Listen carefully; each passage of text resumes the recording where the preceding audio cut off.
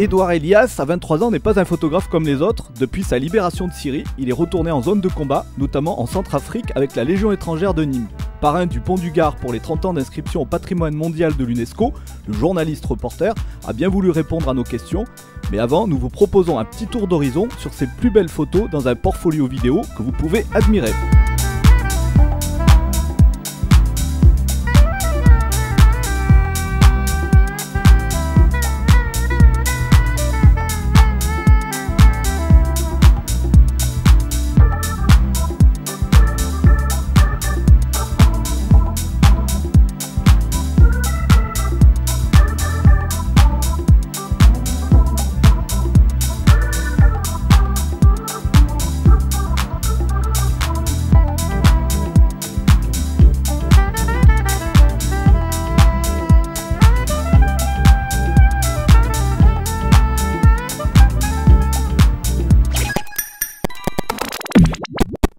Bonjour. Oui, bonjour. Donc parrain du Pont du Gard. Cette année, voilà, c'est un honneur pour toi, je pense. C'est un étonnement, c'est une première aussi. Et ouais. Je pensais pas que ça pouvait se faire, j'avais jamais pensé. C'est intéressant comme projet finalement, très très intéressant. Alors là, en ce moment, tu m'as dit que tu étais en Centrafrique. Alors, avec le deuxième REI. Alors je ne suis pas en Centrafrique, j'ai fait un reportage avec eux en Centrafrique l'été dernier. Okay. Donc c'est le REI de Nîmes, oui, deuxième REI, la Légion étrangère, que j'ai eu la chance de suivre pendant presque un mois sur le terrain. Et le truc, voilà, c'est pour ça, je me suis dit, pour le Pont du Gard, c'était une occasion rêvée, inespérée, de coupler deux éléments de notre histoire, de l'histoire de la région, qui est le Pont du Gard, par rapport aux Romains, et la Légion étrangère. Monte ton flingue! Monte ton flingue! On va voir! Monte ton flingue! Monte ton flingue! Ça va! Monte ton flingue! Donc l'opération est en train de fouiller un objectif sur le plan de renseignement. Et ce renseignement disait qu'il y avait un djihadiste qui était caché ici. Ils se sont déshabillés et habillés en civil. Il y a plusieurs endroits. Je ne peux pas me passer à tout le monde, les gens qui me regardent, j'ai peur. Il y a des maisons qui ont caché des armes. Chef! Chef! Chef!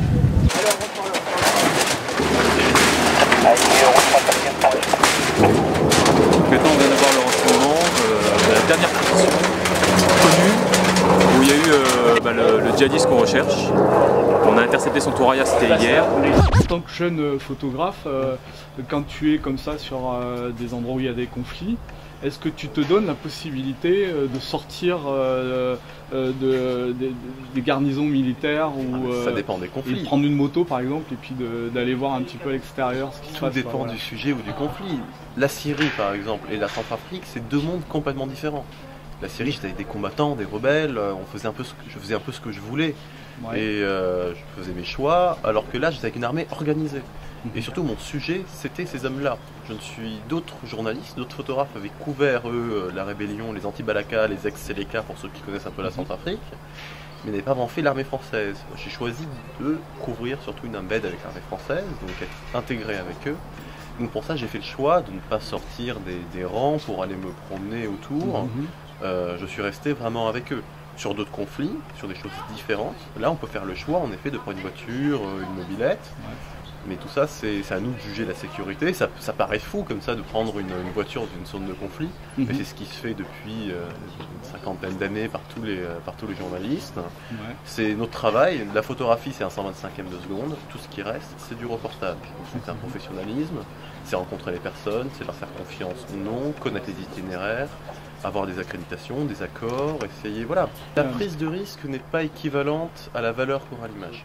C'est-à-dire que ça ne veut pas dire que je prendrai des risques supplémentaires qui donneraient une valeur supplémentaire à mon image. Un de mes amis, Olivier Voisin, qui d'ailleurs ça fait, c'était le 24, donc presque 2 ans qu'il est mort, je l'ai vu mourir, et lui il a pris énormément de risques aussi, et les images finalement n'étaient peut-être pas de qualité équivalente à d'autres photos, mais ça c'était très très bien.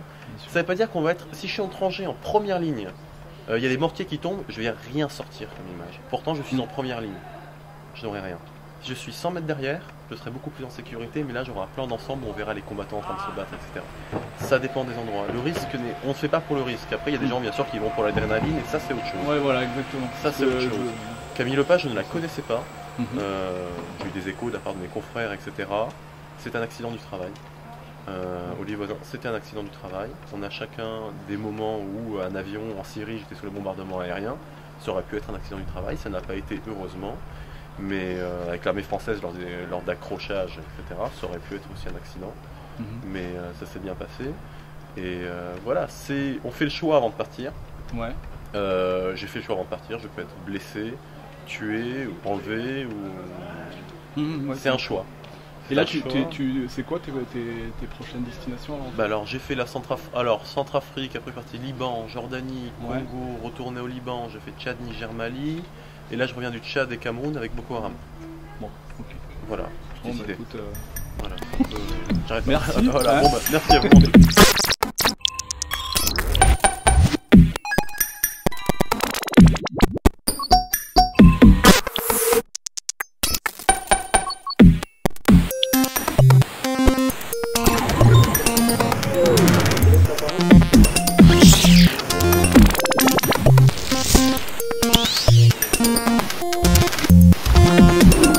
Thank you.